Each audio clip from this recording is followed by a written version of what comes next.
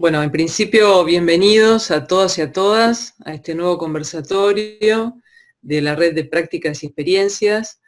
Estamos todos muy contentos y contentas por esta participación.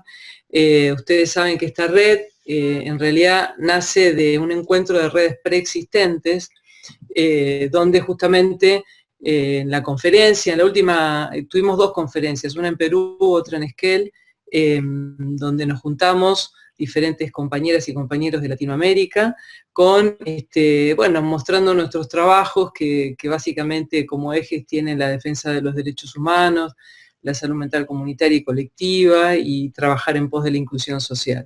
Esta red, bueno, tiene justamente el contexto de pandemia, nos ha favorecido en cuanto a la idea de hacer un intercambio entre los diferentes países, con qué mirada, con qué obstáculos, dificultades nos encontramos en el trabajo cotidiano de nuestras prácticas y cuáles son las habilidades que hemos podido desplegar en diferentes territorios y así compartirlas y enriquecernos de este trabajo, ¿no? La idea es justamente poder sistematizar, generar un repositorio de experiencias latinoamericanas que es una plataforma muy rica y maravillosa que tenemos en toda esta región del país, ¿no? Estos conversatorios, en estos conversatorios intentamos la mayor participación de estos países, desde un trabajo horizontal, o sea, ustedes van a ver que hay una presentación de cada una de las experiencias y luego va a haber un intercambio entre todas y todos nosotros, ¿no? Es muy importante valorar justamente que nos estamos conociendo y estamos haciendo como un entramado muy fuerte en varios temas, porque ustedes podrán ver que, también generamos la página web, que seguramente ahora Rodri la va a poder compartir en el chat, y en esa página web de prácticas y experiencias no solo van a poder ver este y otros conversatorios, sino que van a ver otras novedades y otros trabajos que las compañeras y los compañeros pueden subir a la página, ¿no? Es una página muy, digamos, creo que es bastante novedosa en cuanto a la diversidad de prácticas y no solo en el tema en relación a la pandemia, ¿no? Sino en el trabajo que se viene realizando a través de todos estos años. Este conversatorio en particular, hemos tomado la decisión de pedirle a los compañeros y compañeras que compartan parte de la cultura de su territorio, de su región, como una forma de identificar y de meternos. La cultura siempre y el arte es una manifestación que nos une más allá de las distancias, ¿no? Y a pesar de las distancias, justamente, también queríamos compartir la alegría que tenemos en Argentina y me imagino que en todos los países en los que están presentes por la victoria de Chile.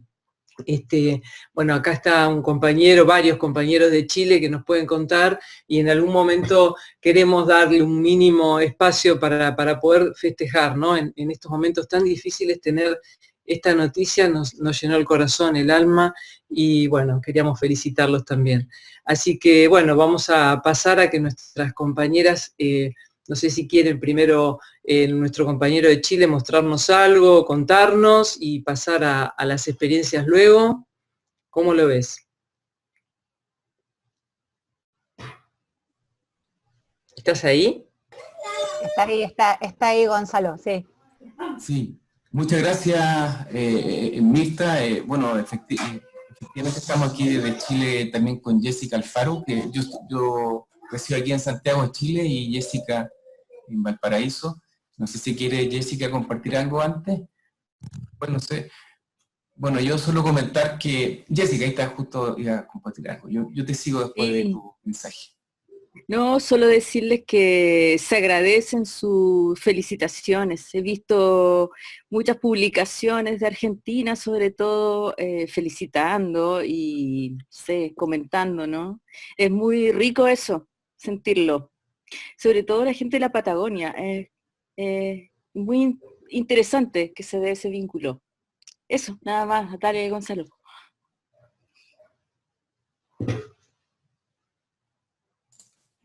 Bueno, la verdad que nosotros nos sentimos es una alegría inmensa, todo el país se movilizó, hay lugares en el territorio nacional que el 90%, más del 90% aprobaron una nueva constitución, o sea que es un grupo muy grande de personas, sobre todo los 10 lugares de Chile donde más alta votación hubo del apruebo, que aprobó la nueva constitución y derogó la de Pinochet, son los 10 lugares de Chile que se le llama lugares de sacrificio, que son lugares en sectores rurales que, por ejemplo, se han dejado de lado por el Estado, sufren crisis medioambientales, están sufriendo un poco el embate, un poco de este sistema neoliberal y justamente en esos lugares la votación más alta fue ahí.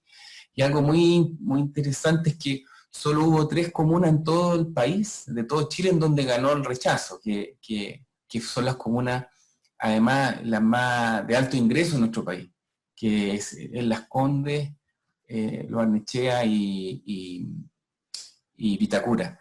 En esas 3 comunas son las únicas de todo el país donde ganó el rechazo. Entonces hay una discusión muy interesante acá de esas personas que en el fondo era la isla que un poco se trató de mostrar a todo el mundo de que Chile era una isla, un ejemplo. Bueno, eran esas 3 sectores nomás, que son como 45.000 personas y que absorben casi la mitad del Producto Interno Bruto del país. Entonces es una situación muy Después significativa. podemos seguir intercambiando Sí, disculpa, pero me estaba alargando. Disculpa, No, pero no, no, no. efectivamente, con mucha felicidad. Es que no queríamos, no podemos empezar el conversatorio sin hacer referencia a esta gran alegría y ahora le vamos a dar la palabra a las compañeras que van a presentar la experiencia de Bolivia y de Perú. Muchas gracias a todas y a todos.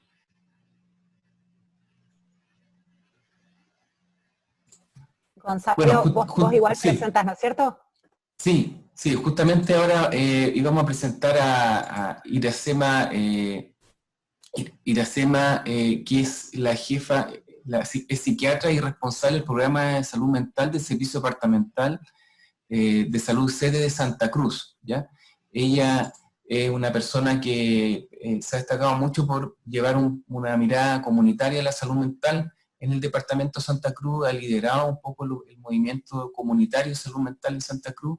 Hemos tenido la suerte en Chile de conocerla en muchos programas de intercambio con el Ministerio de Salud, con la Universidad también de Chile y la Universidad de Concepción también. Y la verdad que es un orgullo que ella pueda hoy día compartir con nosotros y poder mostrar su experiencia. Previo a que ella pueda dar inicio a su presentación, ella nos compartió un video de 60 segundos para poder un poco conocer Santa Cruz, que es el lugar de donde ella reside en Bolivia, el Estado Plurinacional de Bolivia. Así que lo voy a compartir ahora en este minuto. Y perfecto.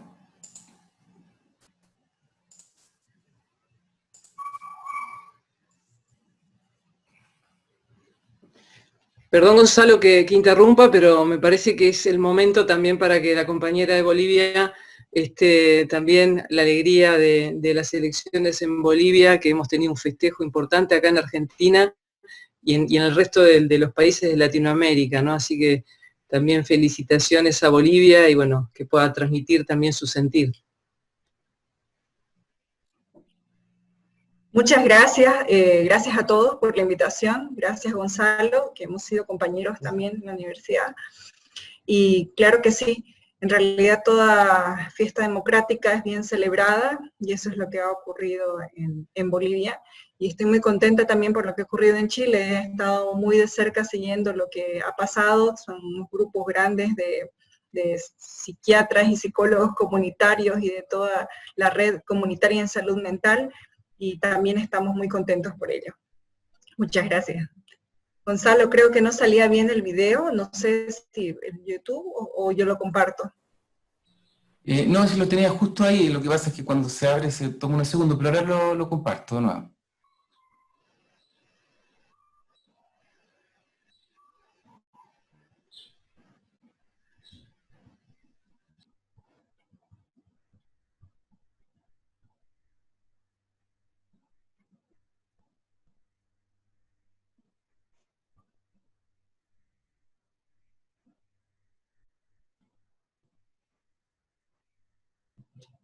No se escucha, o yo solamente no escucho, no se escucha, Gonzalo. Yo lo compartiré, lo intentaré compartir desde acá, ¿me permites?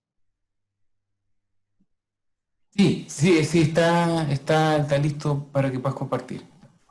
Ok, en un segundo, por favor, y... Bien.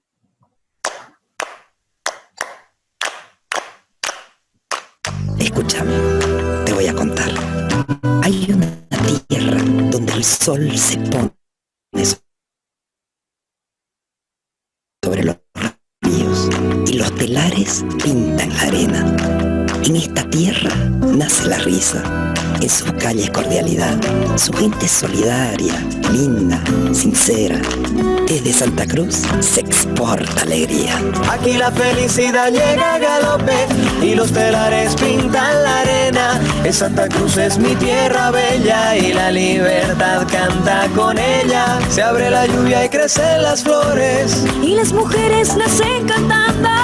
En esta tierra todo es posible, siembra, produce, cosecha y ríe. En Santa Cruz todo es posible, siembra, produce, cosecha y ríe. En Santa Cruz todo es posible, siembra, produce, cosecha y ríe. Santa Cruz, ni te imaginas. Muchas gracias por permitirme compartir este pequeño video. Es nuestra marca, Santa Cruz, le llamamos nosotros. Santa Cruz es un departamento es uno de los 9 departamentos de Bolivia, que se encuentra en el área oriental de Bolivia, es tropical, y por eso es que las imágenes muestran todo eso. No sé si continúo, Gonzalo. Sí, con la presentación, ahora puedes comenzar, Iracema. Muchas gracias, así que te dejamos la palabra. Bien, muchas gracias. Voy a compartir pantalla, si me permiten de nuevo, por favor, para poder comenzar. Sí, ya lo puedes hacer también. Gracias. Bueno, yo les voy a compartir un poco de la atención en salud mental comunitaria durante esta emergencia de COVID-19, desde el programa de salud mental del Servicio Departamental de Salud. Un poco para entrar en contexto lo que comentaba Gonzalo, que en 2018 nosotros recién en Bolivia y en Santa Cruz, como primer departamento, creamos el equipo comunitario de salud mental móvil, que denominamos ECOSAM, que en realidad todavía el modelo que hay en Bolivia en salud mental sigue siendo hospitalar, no hay un modelo comunitario, a pesar de las políticas de salud familiar, comunitaria, intercultural que existen, pero en salud mental todavía no estábamos. Entonces nosotros hemos comenzado con este equipo hace 2 años, y es móvil porque no teníamos un lugar fijo de donde atender, no podíamos hacer un centro comunitario, y además las brechas de salud existentes que hay en nuestro departamento, y llamaba mucho la necesidad de hacer esto. Este equipo atiende a personas con trastornos mentales graves, en riesgo de exclusión social, y que no tienen accesibilidad al sistema de salud mental, ya sea por barreras de distancia, ya sea porque no hay un servicio de salud cercano, y mucho menos un sistema especializado. Entonces, con la pandemia, ya ha llegado, tengo una línea de tiempo más adelante, nosotros habilitamos una línea gratuita a través del 168, que era de la Central de Operaciones de Emergencia Departamental, para que puedan ingresar llamadas y puedan derivar gratuitamente a 43 personas que conformamos en ese momento de la emergencia, un equipo donde hicimos una red en todo el departamento, tanto del sistema público como de la seguridad social, como también de las provincias de género y violencia, de la niñez y adolescencia. Entonces hicimos un grupo grande, hicimos como una red, y de voluntarios también gran parte, donde atendíamos las 24 horas durante los 7 días a la semana, porque ya veníamos una ola de ansiedad, personas que estaban desesperadas con todo lo que estaba pasando. Entonces era extendida la atención a los pacientes y familiares, ¿no?, por COVID-19. Entonces, nosotros recibimos las llamadas, pero nuestras atenciones, nuestra intervención fue tanto remota como presencial. La remota, que incluía atenciones individuales, videollamadas a través de WhatsApp, atención individual, por supuesto, y mensajes de texto que nosotros les enviábamos. Y las intervenciones presenciales eran a través del equipo comunitario de salud mental hacia los domicilios, tanto con COVID y sin COVID, a pacientes psiquiátricos que estaban descompensados, porque el sistema de salud cerró las consultas externas y solamente pasaron a atender las emergencias, y eso incluía psiquiatría y psicología. Entonces los pacientes, las personas quedaron desprovistas de una continuidad de la atención, no había receta, no había quien se la emita, no había seguimiento, tenían miedo de salir porque obviamente había que cumplir la cuarentena decretada, no se podía movilizar. Entonces, las intervenciones también que se realizaron fueron los primeros auxilios psicológicos, y teníamos equipos, teníamos grupos de psicólogos que brindaban terapia de orientación psicoanalítica, otros brindaban terapia cognitivo-conductual, terapia de MDR, otro tipo de intervención de acuerdo al caso. Y la intervención psiquiátrica que venía a ser de parte específicamente del equipo de COSAN, que hacíamos consultas sobre la medicación psiquiátrica, regulación, control a domicilio y valoración de nuevos casos que aparecían durante la cuarentena. El tiempo de duración fueron 5 meses de esta atención remota y presencial, aunque la presencial nunca dejó de hacerse, pero sí la remota duró 5 meses. Aquí está un poco la línea de tiempo. Nosotros, recuerdo que un 12 de marzo fue el primer caso de paciente COVID que tuvimos en una población cercana. El 21 se inició la cuarentena en Bolivia. En cada una de las noticias que brindaban en la prensa, encapsulamientos, nuevos casos, decesos, realmente teníamos picos de llamadas en esos momentos, ¿no? Y con los niños lo que usamos fue el cuento Mi héroe eres tú, ¿no?, de la IAS, y para poder establecer también un vínculo con los niños, porque era muy difícil que se quedaran en su casa, y también cómo manejar las emociones durante esta cuarentena. Entonces se hizo un cuentacuentos y también se hizo un teatro para que se pueda pasar a través de Facebook Live. Las atenciones domiciliarias se continuaron haciendo, y además de eso nosotros hicimos atenciones, creo que no había psiquiatra en el departamento que quisiera atender pacientes COVID. Nosotros lo hicimos, fuimos a hacer las atenciones. Entonces, en otras palabras, toda la responsabilidad de la atención del departamento, que por si acaso somos 3 millones de habitantes, en Santa Cruz somos el departamento más poblado en Bolivia tiene 11 millones de habitantes, un poco más, no había quien lo cubriera en los hospitales, estaba desprovisto. Entonces esa responsabilidad la asumimos como programa y como equipo comunitario. Inclusive aquí marca una fecha donde hubo un cierre temporal de la Central de Operaciones de Emergencia Departamental, porque todos nos contagiamos por COVID, hubo decesos de nuestros jefes, fue momentos muy duros, ¿no?, en esas épocas. Y una semana cerramos y se continuó atendiendo. También decidimos hacer búsqueda activa de los casos, si no esperábamos que nos llamen las personas, sino nosotros hicimos búsqueda activa tanto en llamadas como en visitas a uno de los municipios que eran el segundo caso por COVID, con mayores casos que tenía, que era 40 kilómetros de Santa Cruz aproximadamente. Y en todo este tiempo se continuó atención domiciliaria, hospitales, hogares de acogida, y bueno, el 25 de agosto cerramos el call center. Pero nosotros nos manejábamos en base a un triaje adaptado de atención, de protocolo, que era si tenían sintomatología leve o la persona tenía sintomatología moderada o grave, teníamos colores y derivábamos entre nosotros o lo tratábamos internamente, y luego nos contestábamos con el paciente. Nosotros tuvimos mucho cuidado de no patologizar a la persona, o sea, realmente queríamos darle a entender y saber cuándo era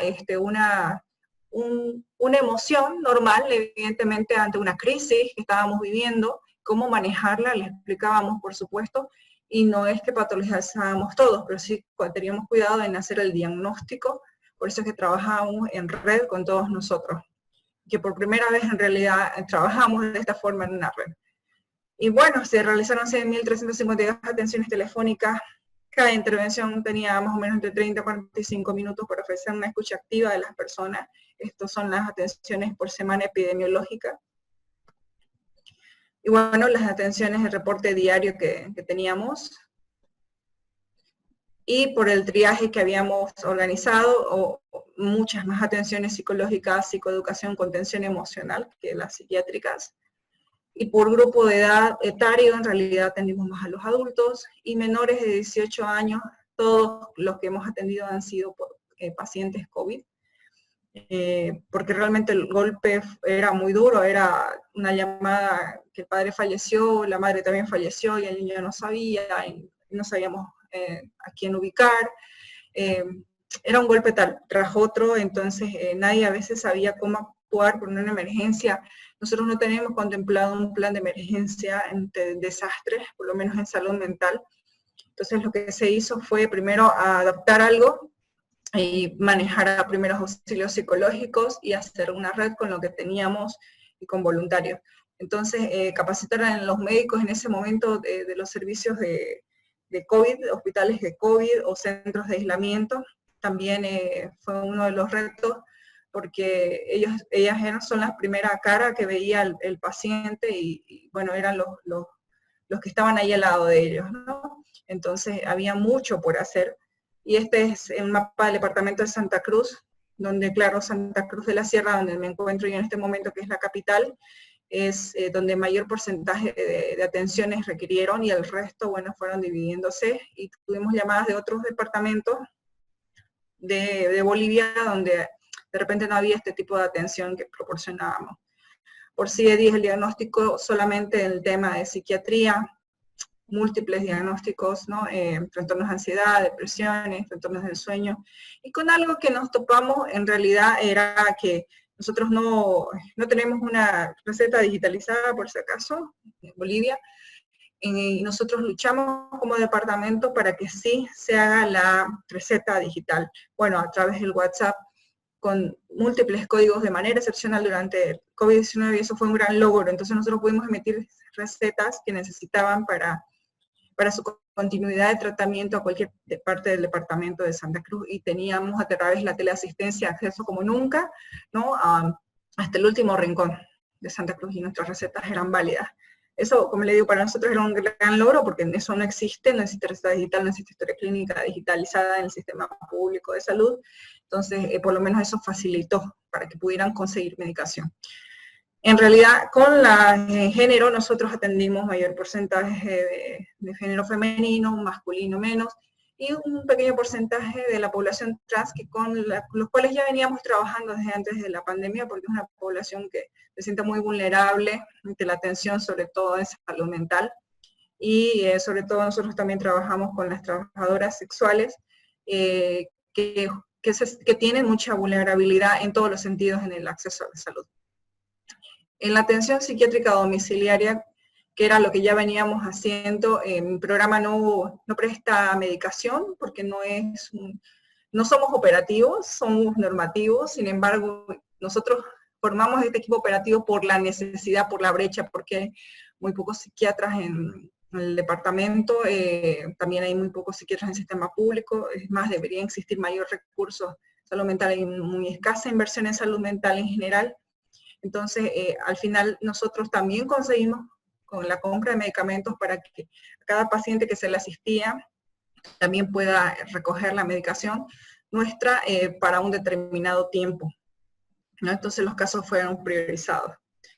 Bueno, un par de fotografías en realidad de la valoración en los centros COVID. Aquí habían centros de aislamiento, que es el de la izquierda, y el de la derecha otros centros de hospitalización también COVID.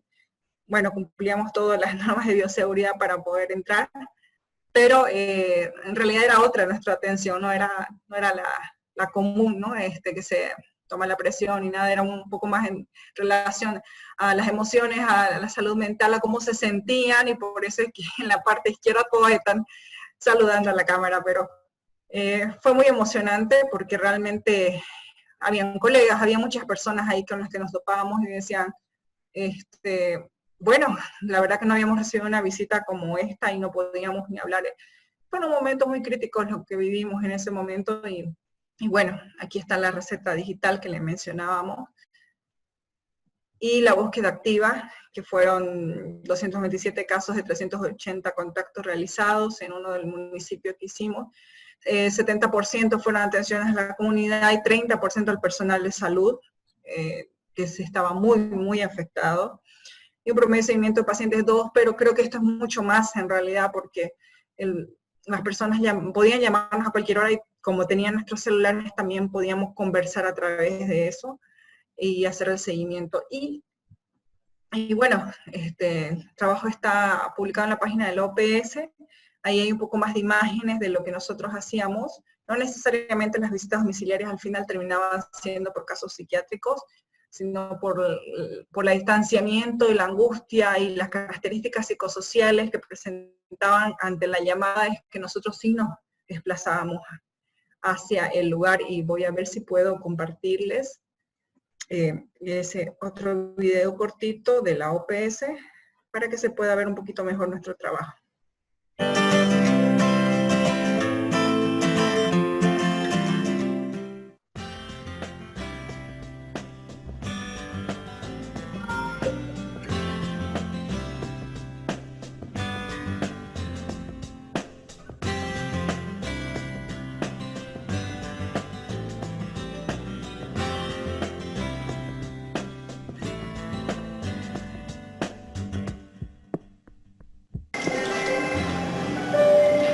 COE, buenos días.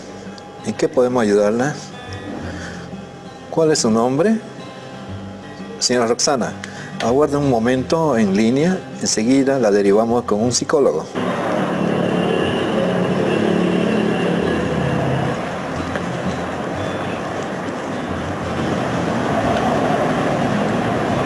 Trabajar en salud mental en estos momentos es importante para gestionar y prevenir que las repercusiones del COVID-19 sobre el bienestar emocional no se cronifiquen ni se conviertan en patológicas, y evitar que se agraven los problemas de salud mental preexistentes en la población que no tienen acceso a servicios especializados en estas circunstancias.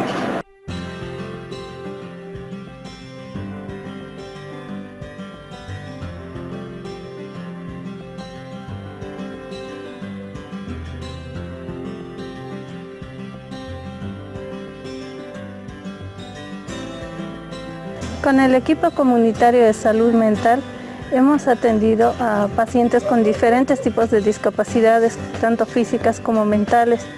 Ellos tienen temor a asistir a los centros de salud porque temen a ser discriminados, ya que ahora el sistema de salud está ocupado con la pandemia en la que estamos viviendo por el COVID.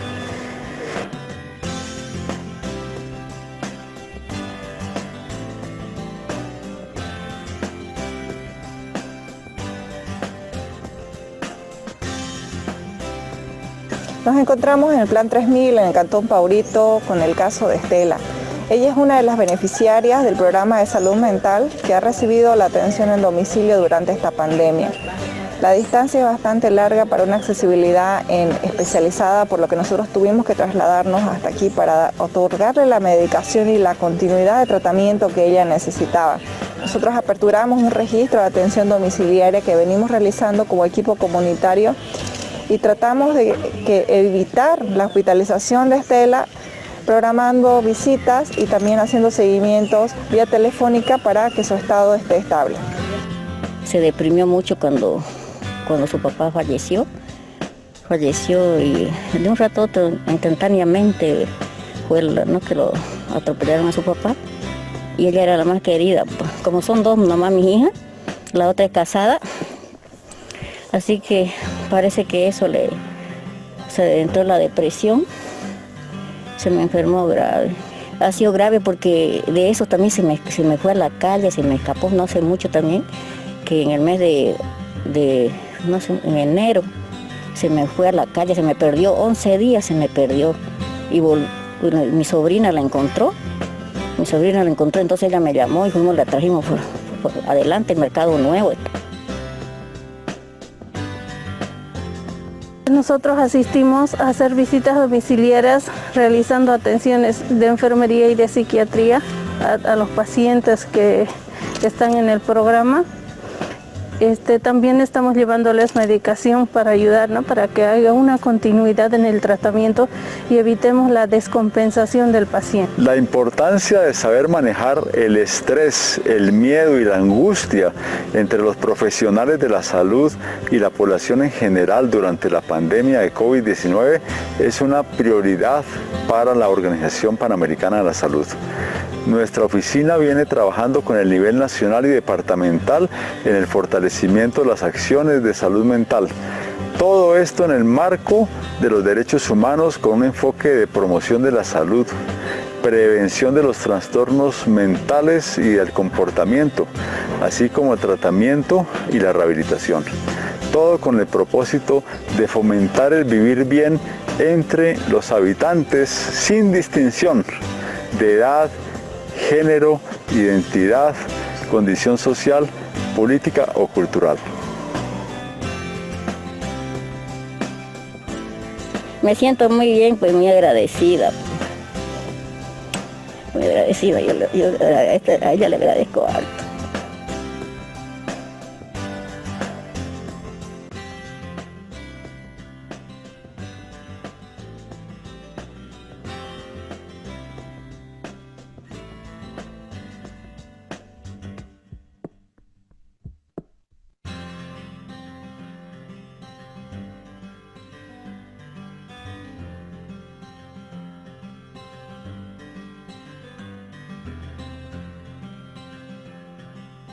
Bueno, ese era el video que les quería mostrar y bueno, hasta ahí mi presentación para que no sea muy largo. Muchas gracias por permitirme compartir nuestra experiencia desde Santa Cruz de la Sierra, Bolivia.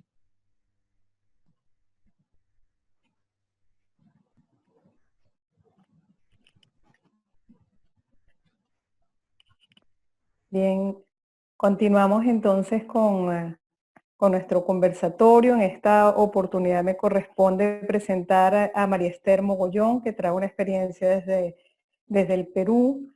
María Esther es feminista, es licenciada en periodismo de la Universidad de La Habana, tiene una maestría en género, sexualidad y salud reproductiva de la Universidad Peruana Cayetano Heredia, tiene un diplomado en género y políticas públicas en Priget Flaxo en Buenos Aires, tiene cursos de derechos humanos en Costa Rica, ha estado vinculada a Conectas en Brasil, Profamilia Colombia y otros, y ha dictado cursos sobre sexualidad y discapacidad en la Universidad de Cochabamba en Bolivia.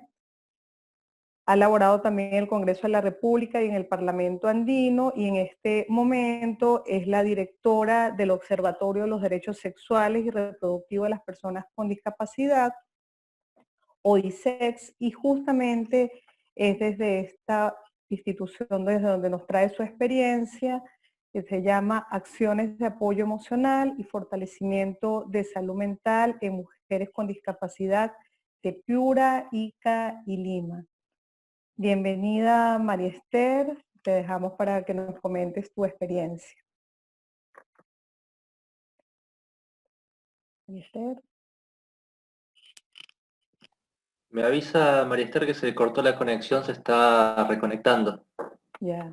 De todas maneras, también ya los compañeros han ido colocando en el chat, pueden ir colocando sus preguntas en el chat, porque al final, como decía Mirta, vamos a intercambiar con nuestras dos invitadas, nuestras dos facilitadoras de las experiencias de hoy, vamos a intercambiar con ellas y ellas nos podrán ir respondiendo las preguntas y allí hacer una discusión, un conversatorio entre todos.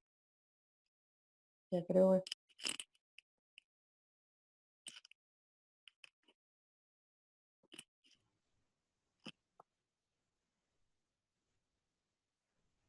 ¿Te habrá ingresado María Esther o...? No la veo, ahí estaba mirando. Y se puede empezar con las preguntas que tenemos en el chat, ¿no? Iba a proponer eso, sí. Sí, estaba Ernesto, Antonella y Carmen, habían, si quieren ir compartiendo las preguntas mientras se conecta la compañera de Perú.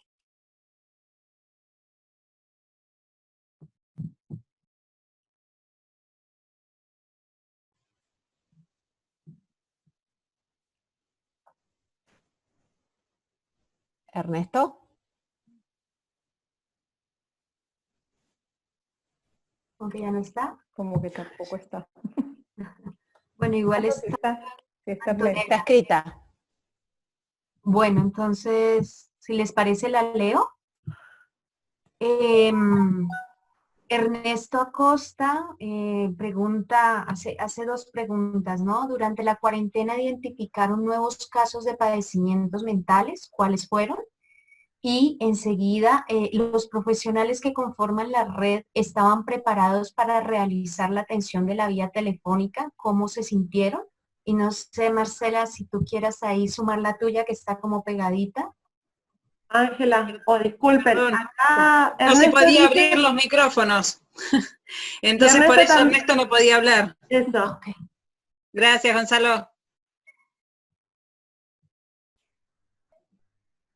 Ahora sí podés hablar si quiere hacerle a Ernesto la pregunta por ahí. Creo que no todavía.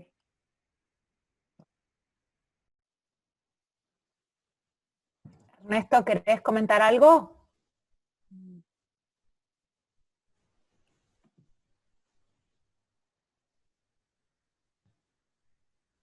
Que lo vea.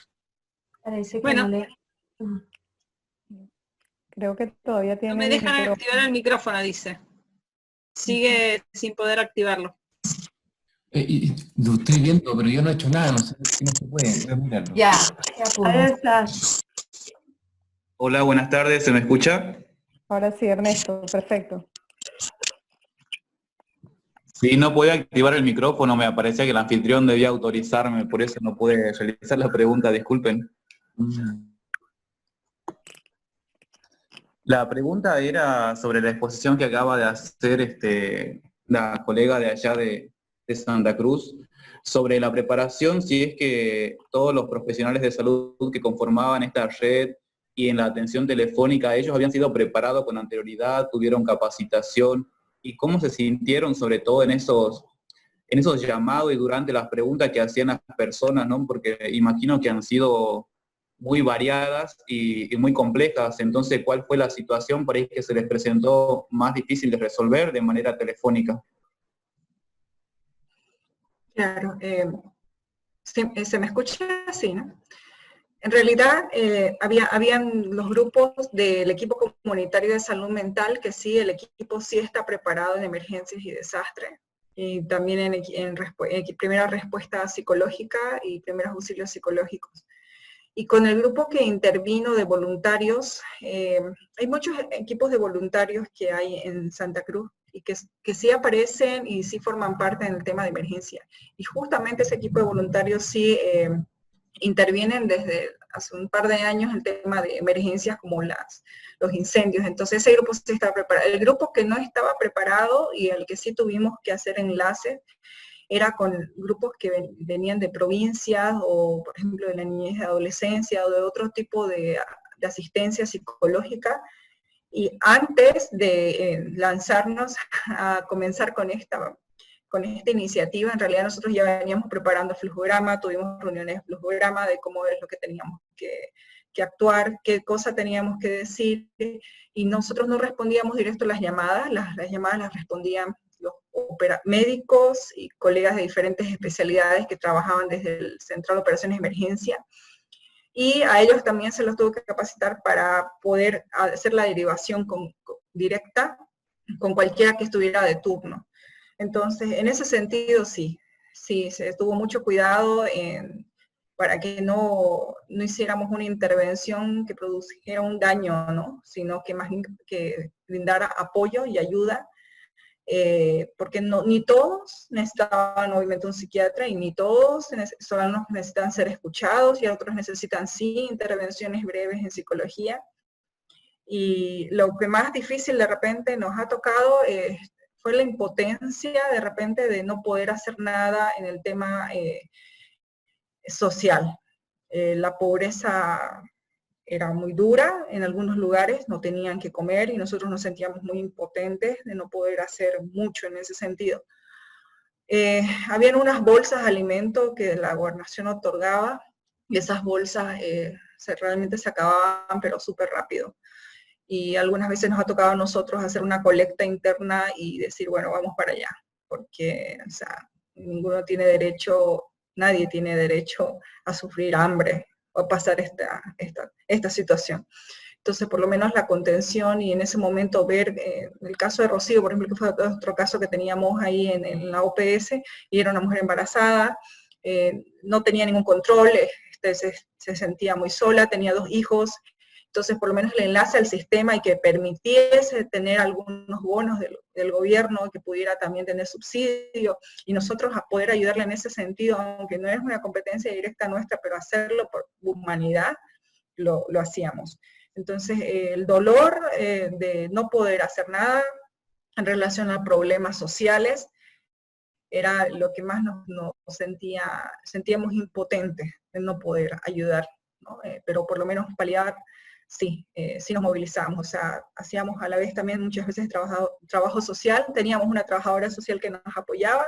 Creo que la pregunta también quiénes estaban conformados el equipo era psicólogo, psiquiatra, trabajador social, psicólogo infantil también teníamos, y bueno, el apoyo espiritual, que algunas veces nos llamaban para, en casos de duelo, querían hablar con alguna persona que les dé otro tipo de apoyo, y también teníamos ese enlace. Ya María Esther está acá, entonces, si quiere, María Esther, no te preocupes, lo que nos pasa en estos tiempos de virtualidad.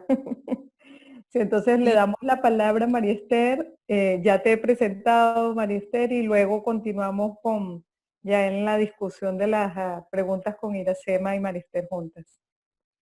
Bueno, buenas tardes y disculpas y muchas gracias por la invitación. Nuestra experiencia realmente es desde sociedad civil. Somos ODISEX, que es el Observatorio de los Derechos Sexuales y Reproductivos de las Personas con Discapacidad, que nos creamos hace unos 3 años para conocer, visibilizar, explorar, promover y defender los derechos de las personas con discapacidad y en específico sus derechos sexuales y reproductivos. Realizamos talleres de capacitación, seguimiento y monitoreo, investigación al cumplimiento de derechos.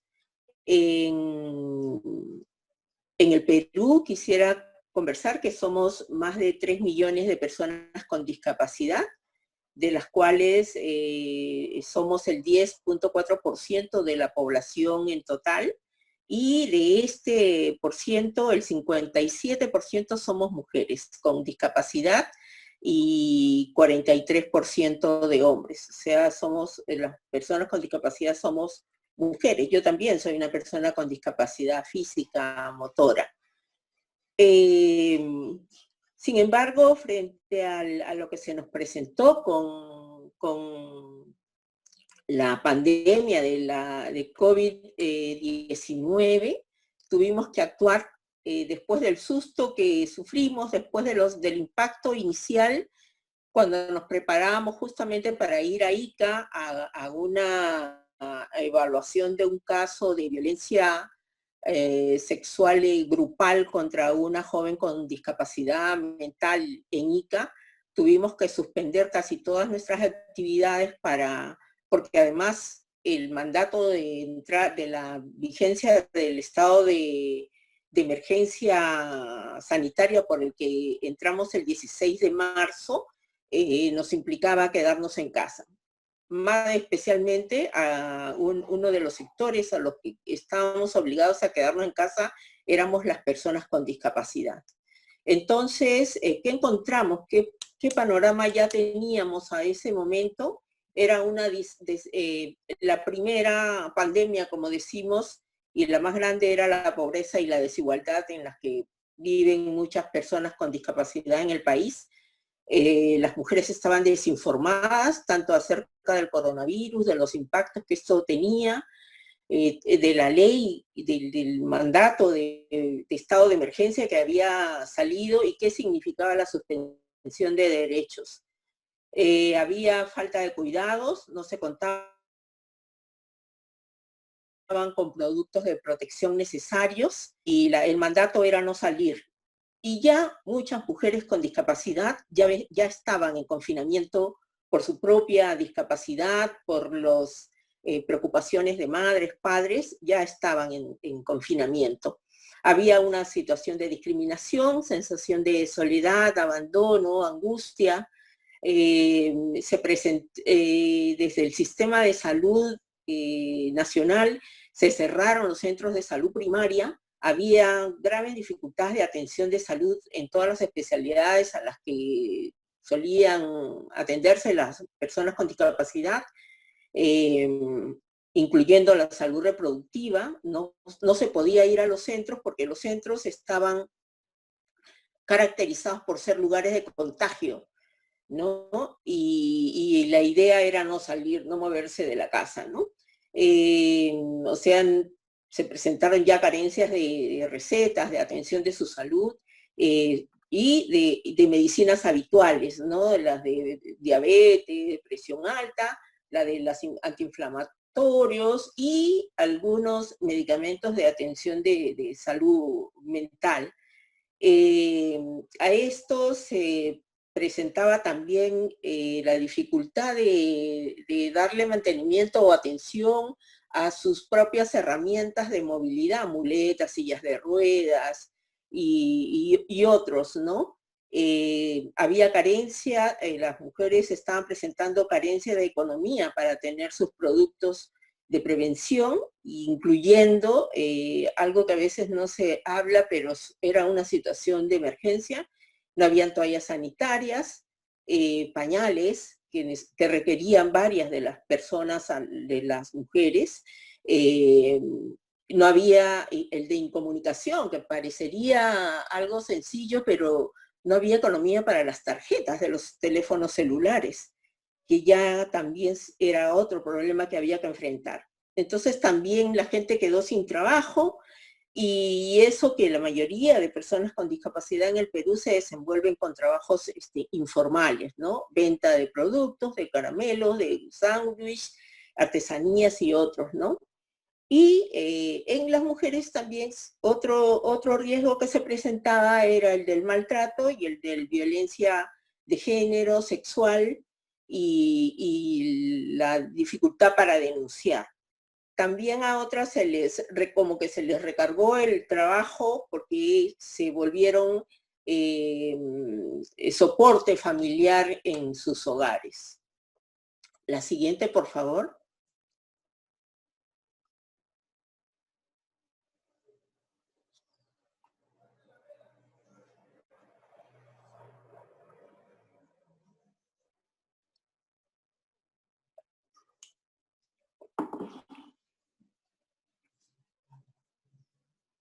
Sí, la siguiente lámina. Sí. Entonces, frente a esto nosotras ideamos unas estrategias bastante sencillas. Quiero decir que el equipo base de actividad de ODISEX somos de 7 a 10 personas. Estamos ubicadas en Lima. Tenemos una coordinadora en Ica, una coordinadora en Piura, y en Lima estamos funcionando nosotras. Ahí, como verán, está en la primera foto algunas activistas en Piura, y en la siguiente foto estamos algunas activistas, diré las de arriba en Ica y las de abajo en Piura, en otras actividades de capacitación. Las estrategias que nos ideamos frente a la situación que se nos presentaba, tanto en Piura, que es una zona que está al norte del Perú, es la tercera ciudad más poblada, el tercer departamento más poblado del Perú, y en Ica, que está al sur de Lima. Entonces somos 3 provincias con activistas en cada lugar, ¿no? Entonces nosotros nos ideamos varias estrategias. La primera le llamamos Te Apoyamos, que era el envío de un kit sanitario, que era una de las carencias que habíamos encontrado, que era la mascarilla, el jabón, el gel desinfectante, y le añadimos tarjetas telefónicas para un promedio de 80 mujeres.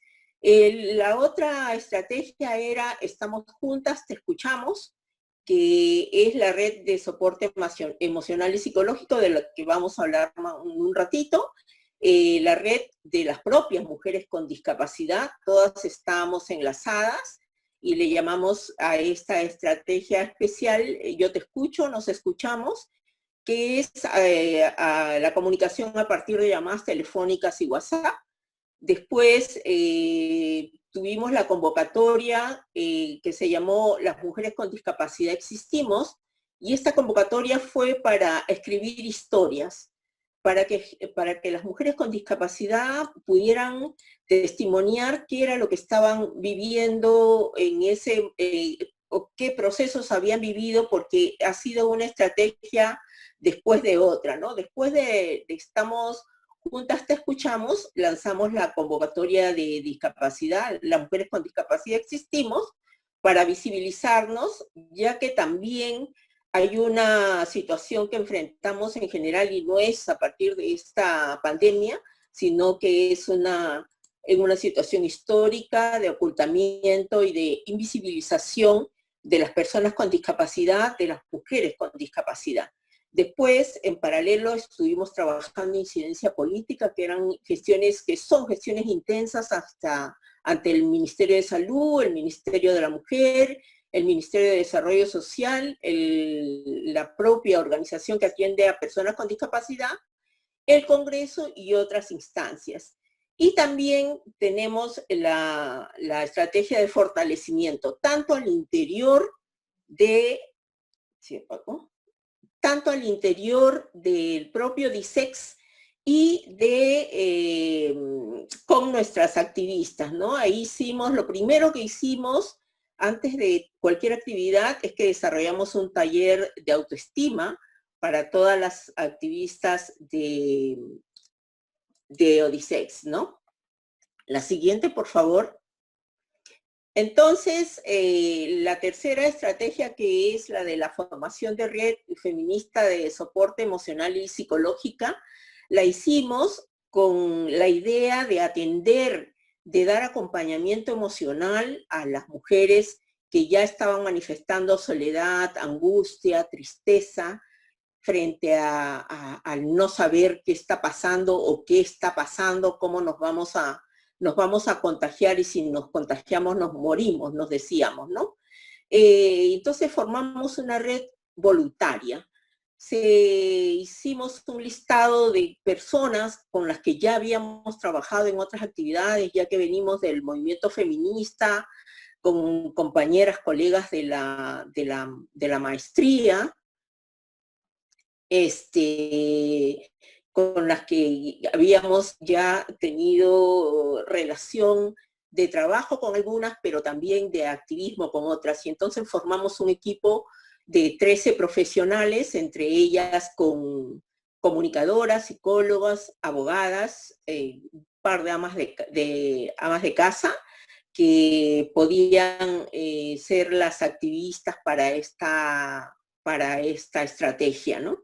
Entre las actividades que concordamos era conocer la situación de las mujeres con discapacidad, qué preocupaciones tenían, qué necesidades, cómo estaban sobreviviendo a la situación, y básicamente una labor de acompañamiento, de palabras de ánimo, no estás sola, etcétera. Creo que las historias que cuentan las propias compañeras de la red son bastante interesantes, y ellas mismas detectaban algunas situaciones y nosotras hacíamos la gestión para atención psicológica y de salud física, ¿no? Para ello también elaboramos unas cartillas de consejería, un directorio de instituciones dedicadas al trabajo contra el COVID-19 y una cartilla de prevención con recomendaciones específicas a las mujeres con discapacidad. Se realizó un taller de inducción con una psicóloga experta, y ella misma elaboró una guía de apoyo para el propio equipo de voluntarias. Hicimos una alianza con un centro de EXEDAP, se llama, de atención psicológica, que fuimos muy bien recibidas por el grupo. Es el Centro de Desarrollo y Asesoría Psicosocial, también de sociedad civil, ¿no? Y la permanente coordinación con mujeres de Ica y Piura, la verificación de que los teléfonos funcionaban, que tenían los teléfonos de las propias activistas estaban funcionando y de las mujeres con las que íbamos a conectarnos también, ¿no? La siguiente.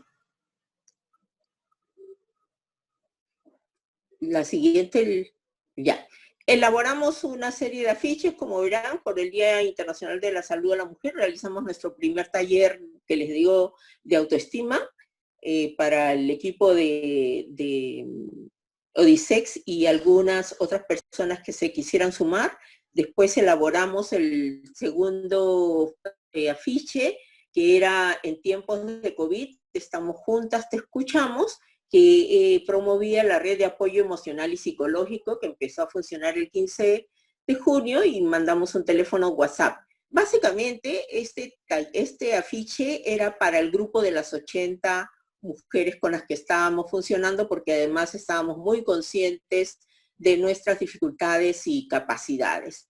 Y después está el tercer afiche, que es de convocatoria, que era para la convocatoria de compartir sus historias personales de cuidado, de resistencia, de sobrevivencia, y que nos mandaran sus historias también por WhatsApp o correo electrónico, ¿no? La siguiente.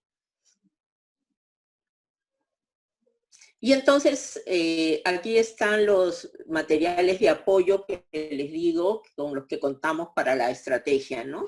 Está la guía de apoyo emocional para el equipo de la red de voluntarias. Después teníamos esta cartilla con recursos, teléfonos de diferentes servicios a los que podían recurrirse, y la cartilla de atención y de prevención sobre la COVID-19, ¿no? Como ustedes verán, se trató de adaptar las recomendaciones generales de OPS, de OMS, el Ministerio de Salud de Perú, con imágenes de personas con discapacidad, ¿no? La siguiente.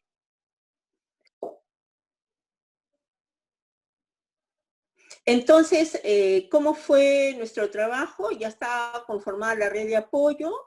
Hicimos un taller de inducción con la psicóloga, que nos dio ciertas pautas para el trabajo con las mujeres con discapacidad, dónde estaban los límites, hasta dónde podíamos trabajar, qué decir en determinadas situaciones que se iban presentando. Ya teníamos el documento de apoyo emocional, las cartillas y listados estaban listas, y un listado del propio DISEX con una lista de psicólogas, de médicas, una terapista, que en su base eran mujeres, que eran para funcionamiento interno nuestro. La red de promotoras de Piura y de Ica y Lima, se actualizaron los directorios y sus celulares, y activa la coordinación con el CEDAP, ¿no? Lanzamos el servicio de atención mediante el afiche que les presenté hace un ratito, y esto se distribuyó por la web, el Facebook y el WhatsApp de las activistas, de las mujeres con las que íbamos a trabajar, ¿no?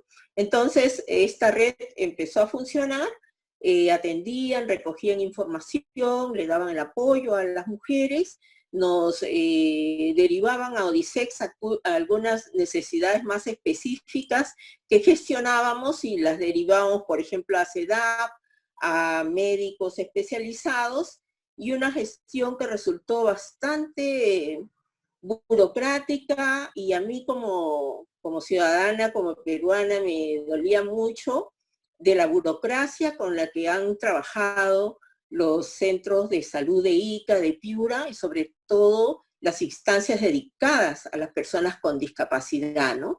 Sí, entiendo, nos enteramos varios contagios, reposos, ingresos médicos de algunos médicos, de algunos psicólogos, pero no fue tan activa como hubiéramos necesitado, ¿no? Eso provocó mucha desazón en las mujeres con discapacidad y en nosotras mismas, y algunas gestiones, algunas atenciones que se necesitaban, se tuvieron que pagar, ¿no? Algún médico, médica, psicóloga, ginecóloga, tuvimos que pagarlas para lograr las atenciones de varias de las mujeres. También en lo interno, un par de compañeras de Odisex que trabajaban en el equipo también se contagiaron, se enfermaron, y también tuvimos que entender la situación y apoyarlas también de manera material, ¿no? ¿Cuáles son nuestros resultados de nuestras estrategias básicas en este caso, ¿no? Logramos cubrir la atención para las 80 mujeres con discapacidad, tanto las que la solicitaban como las que no solicitaban. Les hicimos llamadas para saber cómo estaba su estado de ánimo, su situación muy particular. El equipo de 13 voluntarias trabajó muy activamente. También tuvimos que rotar a 2 que se enfermaron, como les estaba contando. Cada voluntaria hizo 4 llamadas, casi una llamada semanal a cada mujer. CEDAP dio una atención especializada a 30 de las mujeres que les derivamos. Nosotras mismas como Odisex atendimos directamente a 65 mujeres, pero solo con las llamadas de acompañamiento emocional, ¿no? Y nos hemos mantenido, hasta ahora mantenemos todo nuestro trabajo de incidencia con el Ministerio de Salud, básicamente, que entre las cosas, las situaciones que encontraban nuestras compañeras ha sido la depresión, tristeza, aislamiento, sentimiento de soledad, de baja autoestima y el sentimiento que nos afloró a todas de la muerte cercana, ¿no? Por nuestras propias vulnerabilidades. Ahora, hemos recibido gratitudes de casi todo el grupo. Estamos en comunicación casi todas. Hay 2 casos que no hemos podido atender y estamos en gestión de su atención, que son casos de esquizofrenia, salud mental, y lo otro que nos decían era que extrañaban su trabajo, y cuando uno mira esto es el trabajo informal, el trabajo precario, la venta de caramelos, a las artesanías, tejidos, dulces, su pobreza, su preocupación por no poder aportar ni siquiera con los pocos soles que se ganaban a la familia donde viven, o hermanos, o son jefas de hogar. Y varias expresaban que sí habían recibido solidaridad de otros grupos, especialmente sus vecinas. Tenemos una cantidad de fichas llenadas por nuestras voluntarias que estamos todavía en proceso para sistematizar con la guía también de nuestra psicóloga principal, que nos dio esta capacitación inicial, ¿no? Que nos dé los indicadores para la sistematización de lo que acabamos de vivir, ¿no? La siguiente, por favor.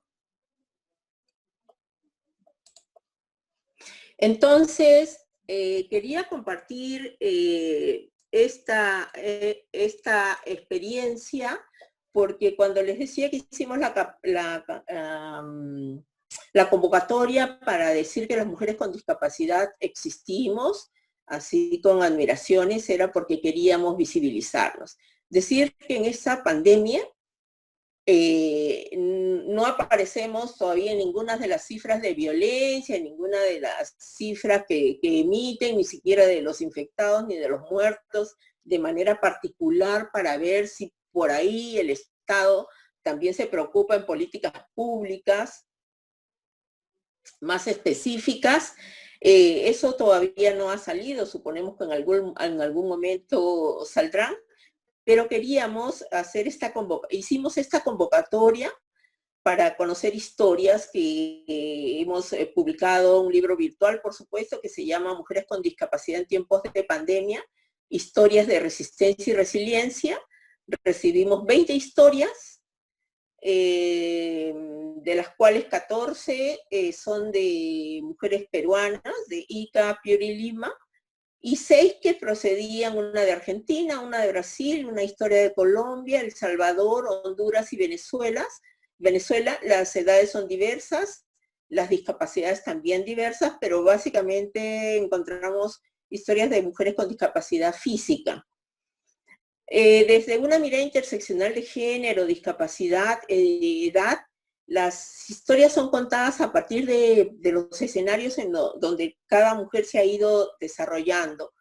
Pero lo que nos llamó la atención es que aunque dijimos, cuenta tu historia, qué sientes, cómo te cuidas, qué recursos usas, en este tiempo de pandemia, las mujeres han hecho una historia hacia atrás, una historia de vida que inclusive narra cómo adquirieron la discapacidad.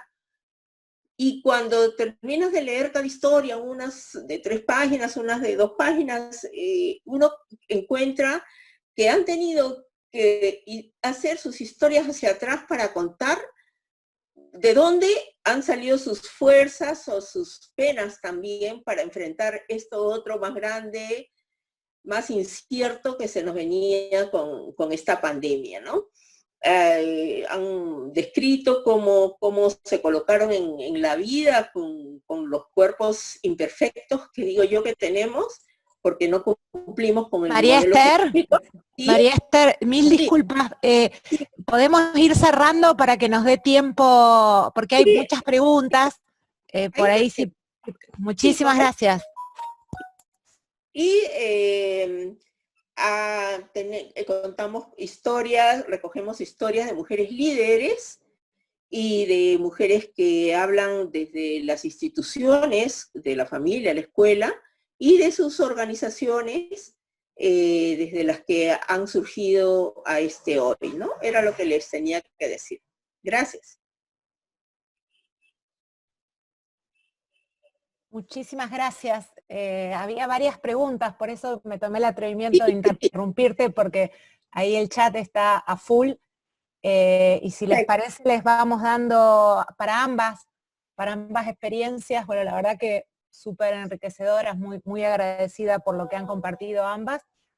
Si quieren, hacemos una ronda donde puedan leer las preguntas o hacerlas, que había varias en el chat. Estaba Antonella, Carmen, Jessica y Marce Botinelli. Antonella, ¿querés comentar vos ambas preguntas que habías hecho para las 2 experiencias? Bueno, hola, buenas tardes. ¿Se escucha? Sí. Sí. Bueno, quería comenzar ya que estábamos con María Esther, muy interesante, por cierto. Me gustó mucho, quería saber un poco más sobre si trabajaron con mujeres que estaban como en edad escolar o algunas que estuvieran cursando, por ejemplo, en algún lado, algún curso online o algo, para conocer un poco más si tuvieron como alguna intervención respecto del aprendizaje, porque yo soy alumna de psicopedagogía. Me gustaría conocer un poco más de eso. Si les parece, hacemos varias preguntas, así después Buenísimo. Antonella, vos tenías también una para Iraceme. ¿Querés hacerla si hacemos para ambas experiencias? Ok. Sí, para la primera experiencia yo había preguntado si habían trabajado con sujetos con discapacidad. Vi ahí, igual que cuando pasaron el videito, sí contaron un poco sobre Estela, por ejemplo, y bueno, quería saber si, ya que está también, si tuvieron alguna intervención respecto del aprendizaje en ese sentido. Buenísimo. Carmen, vos también querés hacer las preguntas Sí, una pregunta para cada una, y me doy cuenta que las dos tienen que ver con red, con la posibilidad de armar red. A Iracema le quiero preguntar si la experiencia que ya lleva este tiempo, ustedes están actuando desde marzo, que empezó todo esto, si suscitó interés en otros sectores, justamente porque vos mencionaste la diferencia de paradigma, la diferencia de trabajo, donde ustedes estarían pensando desde lo comunitario.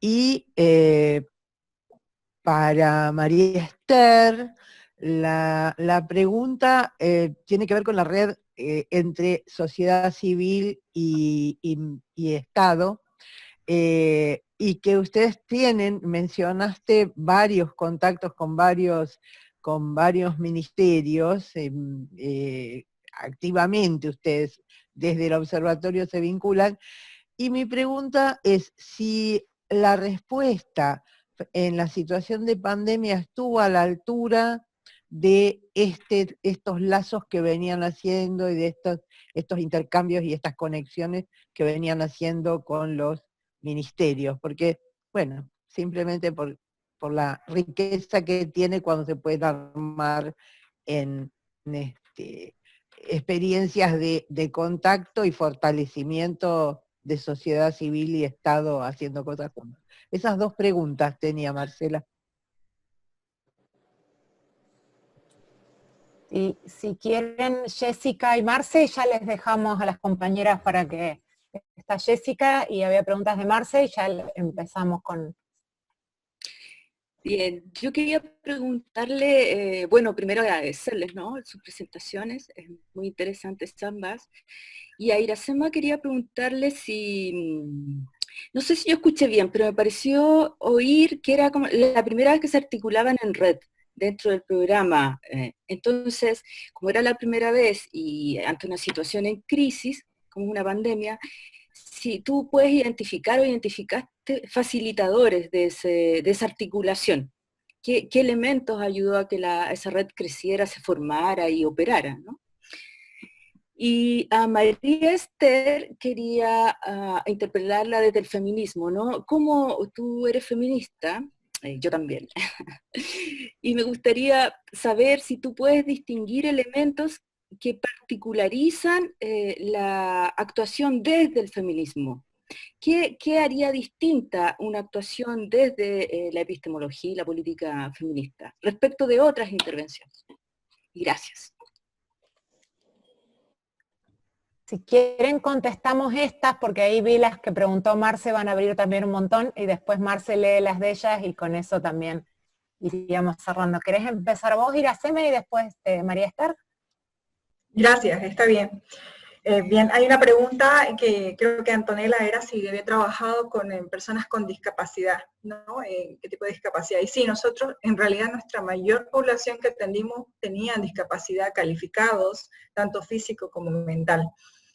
Entonces, el tema de la discapacidad física, si bien no era nuestra área, pero nosotros decidimos trabajar en conjunto con el programa de discapacidad para ver cómo podíamos ayudarle en ese sentido a las personas que sí lo necesitaban.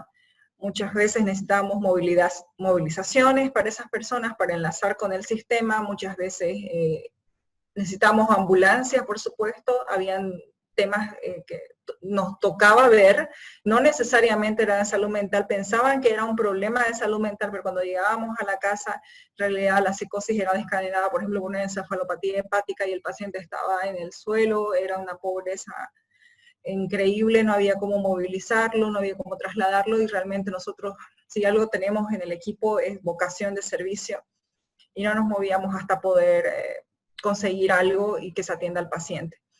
También tuvimos otra experiencia con una persona sordomuda que nos llamó la familia, y en realidad por primera vez, vuelvo a decir otra vez, que toda esta pandemia si algo hizo es que se trabajara en conjunto, que sí conseguimos un intérprete para poder ir a trabajar con él y comprenderlo, ¿no? Que sí él sí entendía lenguajes de señas. Y la otra que había, bueno, no tiene que ver con discapacidad, pero sí con el tema de las lenguas. Nosotros tenemos también población menonitas, no sé si tienen en otros países, también creo que en Paraguay, y las mujeres hablan alemán bajo, o sea, los hombres alto y bajo y las mujeres solamente bajo para que no puedan hablar con los hombres, ¿no es cierto? Solamente los hombres comprenden ambos idiomas. Entonces, ahí tuvimos un problema porque nos decían, no entendemos lo que nos están hablando, pero sabíamos de dónde nos estaban llamando y realmente la movilización que hicimos fue a través de una iglesia y alguien que sabía pudimos hablar. Entonces nos buscábamos la manera de poder atender de forma integral a esa persona y no dejar a nadie desatendido. Entonces, esas son las experiencias que podemos tener. Entonces, discapacidad, sí, tanto mental como psíquica, fue en su mayoría.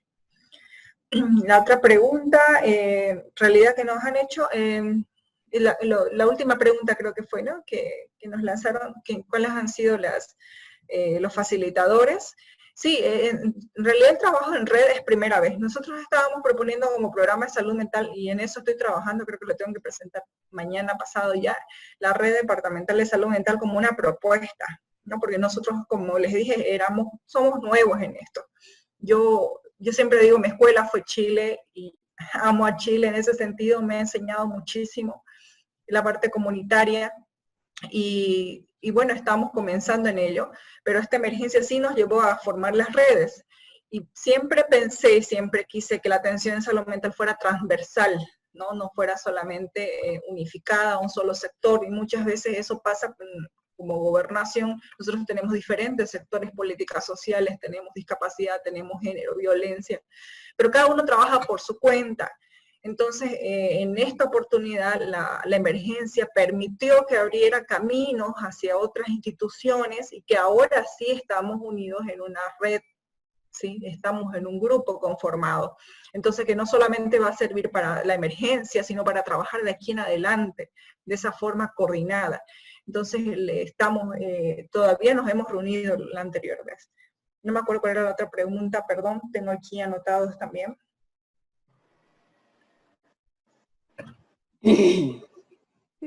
Perdón, se la recuerdo. La pregunta era si había suscitado interés o si ustedes se habían recibido consultas. Quizás es muy prematuro, pero la idea de que la red de ustedes haga red con otros que se interesen, ¿no? Si había surgido ese interés. Esa era mi pregunta. Gracias.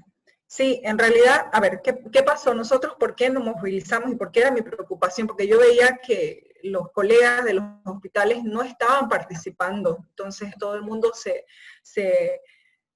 cobijó bajo la ley que decía que si tienes algún problema, si eres mayor de edad, si eres de mayor de 60 años, si es un montón de cosas, entonces no querían atender, y nosotros somos netamente clínicos, entonces no comprendía todavía eso. Pero bueno, entonces pasamos 5 o 6 meses sin atención de psiquiatría ni psicología en los hospitales, solamente con algunos actores que sí estaban comprometidos. Y terminó esta atención, ¿no? Del call center, de la atención remota, y los hospitales seguían, no hasta hace mucho, hasta hace unos días atrás, seguían sin atender, ni era mi desesperación. ¿Y eso a qué llevó? A que nosotros al final, buscando, conseguimos un espacio, un centro, y ahí nos hemos trasladado. ECOSAM ya deja de ser móvil, bueno, entre comillas deja de ser móvil para pasar a ser como un piloto de un centro comunitario de salud mental. Nuestro primer centro comunitario vendría a ser, que no está enlazado en el sistema, pero eso fue lo bueno que dejó esta adversidad de la pandemia. Yo siempre digo, en la adversidad siempre hay una oportunidad, y la oportunidad para Santa Cruz fue que se visibilice más la importancia de la salud mental. Y ojalá que de aquí en adelante tengamos mayores inversiones, porque ahora sí, todo el mundo dice, sí, yo tuve problemas, sí acudían a nosotros, sí nos preguntaban, sí tenían la necesidad de hablar, consultar, de ser ayudados. Entonces, de esa manera esperamos también que esa visibilización que ha surgido también se resulte en una mayor inversión, tanto en recursos humanos como en general, ¿no?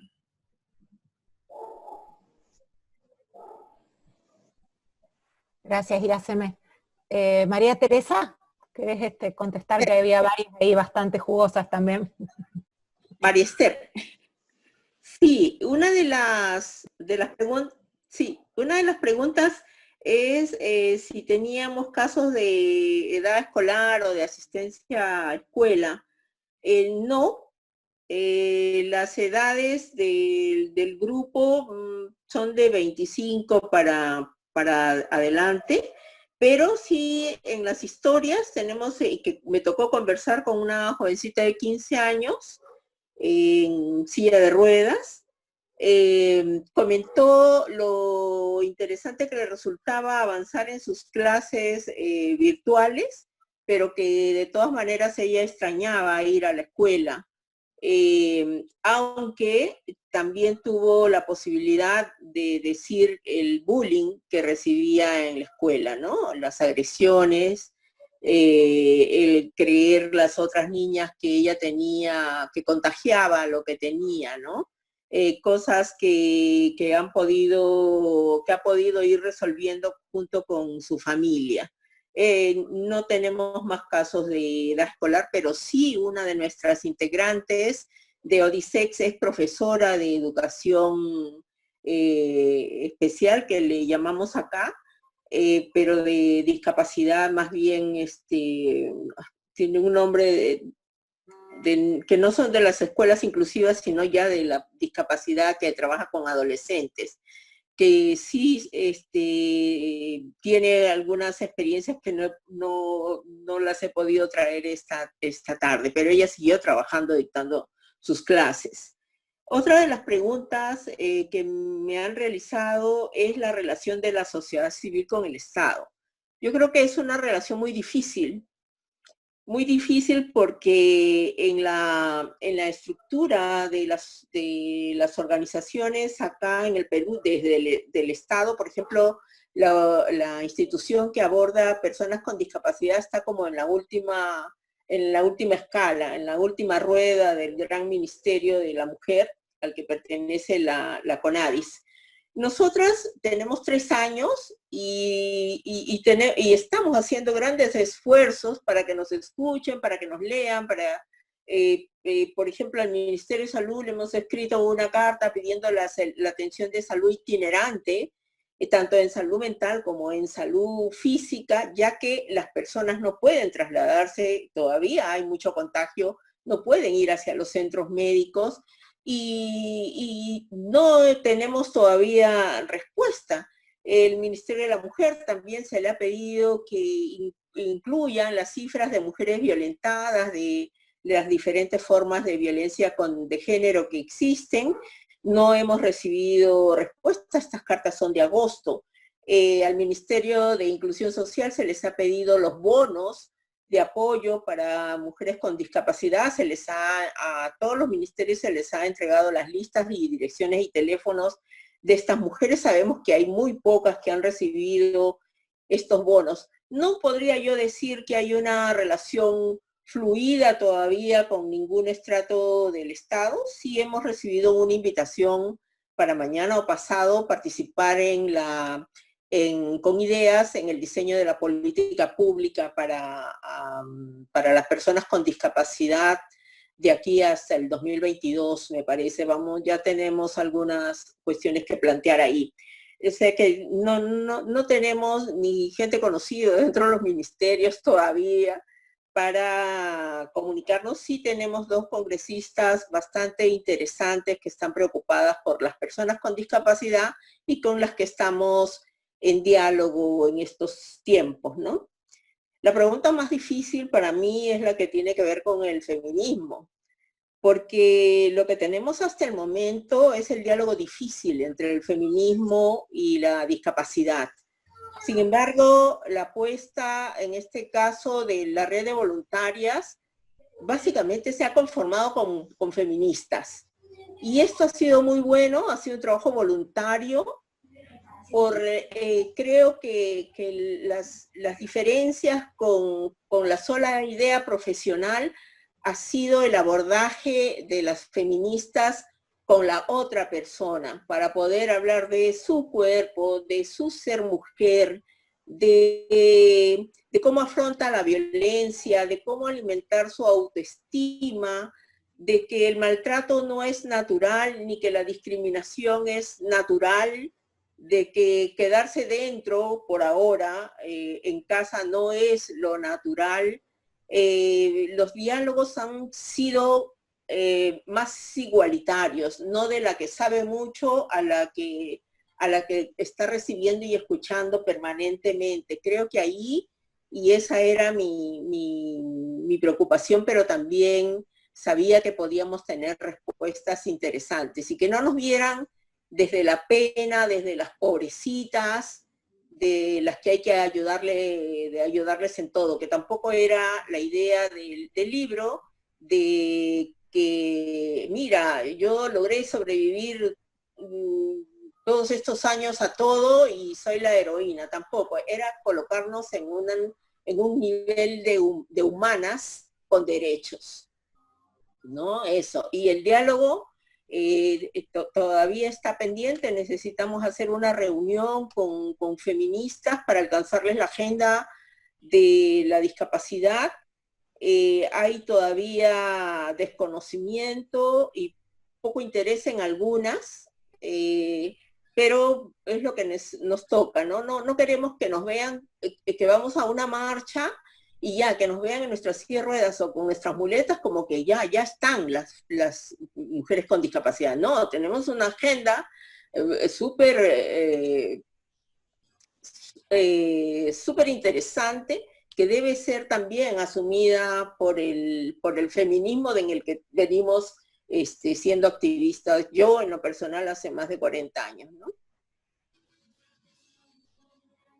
Gracias, María Esther, muy valiosas tus respuestas. Y bueno, ya para ir empezando a cerrar, vamos a darle la palabra a Marcela, que tiene ahí varias preguntitas para ambas experiencias. Bueno, veo que estamos muy sobre la hora, así que si bien les había hecho 3 preguntas que me parece que son muy largas, así que les voy a pedir que elijan una de las 3 para contestar, así no, cada una que elija una y que conteste la que les parezca mejor. Pero me preguntaba cuáles son para ustedes las principales cosas que aprendieron de las experiencias, ¿no? Porque uno también en las experiencias aprende de uno mismo, de los demás, de las cosas que se pueden, de la comunidad, de los otros, ¿no? De gestionar, qué sé yo, de 1000 cosas. Entonces, ¿cuáles serían los principales aprendizajes que según ustedes tuvieron en las experiencias? La segunda pregunta era ¿cuál es el principal problema que tuvieron? Porque uno también aprende de los problemas y bueno, ¿y qué hicieron con eso? Que pudieran compartirnos. Y la otra, una recuperación también para todos, qué autores o conceptos o saberes, por ahí no son conceptos de la academia, pero sí son saberes, son los que más les ayudaron a pensar y a hacer en las prácticas concretas, en la experiencia que ustedes están presentando. Elijan una y contéstenla, porque me parece que no podemos todas por el tiempo, ¿no? Pero bueno, cada una elija una y... Si les parece, contesta una cada una, las que quieran, y vamos cerrando con eso por cuestiones de tiempos. De tiempo. Bueno, y en realidad, ¿qué fue lo que aprendí? Creo que aprendimos en todo, en el equipo comunitario, que podemos más de lo que creemos, que podemos trabajar con lo que, transformar con lo que tenemos en recursos, porque en estos momentos nosotros no nos aumentaron un ítem, no nos asignaron más recursos, trabajamos con lo que teníamos. Y lo que hicimos fue transformar y podríamos decir reprogramar todo lo que teníamos de recursos e invertirlos. Entonces, a veces uno cree que no puede trabajar con lo que tiene, con lo poco que tiene sí se puede trabajar, es una cuestión de voluntad. Y eso creo que fue el principal aprendizaje, ¿no? Aparte que ya lo dije, que en la adversidad sí encontré esta oportunidad de que visibilicemos, por primera vez por lo menos en Santa Cruz estamos visibilizando más la importancia de la salud mental. ¿Cuáles son los problemas que que identificamos? Nosotros nos topamos con muchos problemas en la accesibilidad de la medicación psiquiátrica. Fue un problema bastante grande porque tenemos pacientes que se descompensaban y no teníamos un sistema, no tenemos el sistema público, ninguna cama de psiquiatría en hospitales generales en Santa Cruz, y tampoco teníamos un psiquiátrico público. Entonces eso significaba un gran reto para nosotros, por lo cual las recetas digitales, que fueron una gestión que se hizo, fue una gran ayuda, y también la dispensación de medicamentos bajo la misma receta antigua dentro de los hospitales. Y para dar continuidad a lo que estábamos haciendo, ahora nosotros, como decimos, a punta de pulmón, conseguimos este centro, este lugar para estar desde ahí, trabajar hacia la comunidad y poder tener un lugar donde empezar a trabajar en comunidad desde una red. Y la tercera pregunta, ¿qué conceptos, autores o saberes? Bueno, trabajo a partir de las experiencias y de la OPS, de primeros auxilios psicológicos, también de la IA sobre emergencias y desastres, salud mental en emergencias y desastres. Por supuesto, las experiencias de Chile y que hemos tenido, y de Perú también.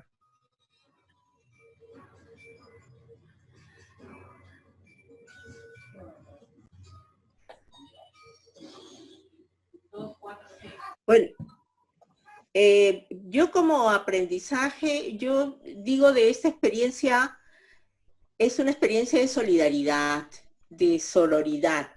Toda la experiencia, tanto desde el grupo de activistas, de mujeres con discapacidad, de la capacidad de adaptación a manejarnos por estos medios virtuales, a los que por suerte este grupo, con sus teléfonos más o menos modernos o no, hemos podido estar conectadas. El equipo de voluntarias de la red de apoyo emocional, que no cobraron, porque tampoco teníamos para hacer un pago a su trabajo, y entonces digo que una de las primeras, como de cómo la solidaridad, la sororidad cobra cuerpo, no es una palabra. Eso es lo que hemos podido, como aprendizaje, el uso de los métodos y las formas de comunicación. El gran problema, que lo repito, ha sido la relación con el Estado, con las instancias que en el primer momento se mostraban muy cálidos. Hemos escrito cartas, los listados, etcétera, pero a la hora de brindar el servicio fue bastante limitado y hasta casi que se ausentaron sin respuestas a las comunicaciones, ¿no? Ese es un problema que inclusive con la incidencia política que estamos haciendo, se tendrá que continuar, y bueno, ahí tenemos que hacer más enlace con el Congreso para lograr respuestas. Sí hemos logrado que nos inviten tanto en el Congreso para ver la nueva ley de personas con discapacidad, como en el CONADIS para apoyar el diseño de la política pública. Y recupero, ¿qué recuperamos? Este trabajo en red sí es muy valioso. Quisiera ver algo posterior en el que pueda contar también con este grupo de amigas que se han portado muy cálidas. Por ahí Tanya, cómo reencontrarnos en posteriores actividades, y además cómo incorporar esta metodología y este activismo en la agenda, el plan de trabajo que ya tenía Odisex, ¿no? Muchas gracias. Bueno, pues muchísimas gracias a María Esther, a Iracema por sus valiosas experiencias, sus valiosísimos aportes. Creo que nos vamos todos y todas con perspectivas de cómo se puede trabajar estos temas de salud mental comunitaria en tiempos de pandemia. Una cosita que se me olvidó, claro, desde el lado de la academia, y ahí está Tanya, que es una estudiosa, hay que incorporar el tema de discapacidad y en estos tiempos de emergencia. Tiene que haber una estrategia, tiene que haber un protocolo, etcétera, así como cuando hay derrumbe, terremoto, etcétera, para una situación de este tipo. Y el estudio y la profundización de lo que es la resiliencia y la discapacidad. Para mí ha sido muy, muy valioso cuando tuve que hacer la introducción del libro, por ejemplo, ¿no? Y creo que hasta una tesis pueden hacer algunos estudiosos. Quedan abiertas muchas puertas. Gracias, María Esther. Pues un abrazo fuerte para todos y para todas. Invitadísimos a que sigamos participando y colgando nuestras experiencias en la página de la red. Y nos vemos en 15 días con más experiencias sobre salud mental comunitaria. Muchas gracias. Gracias. Si quieren, abran las cámaras y nos saludamos. Muchas gracias. Gracias. Gracias. Muchas gracias. Aprendan bien. Gracias. Gracias. Estamos aquí por eso, soy la misma persona.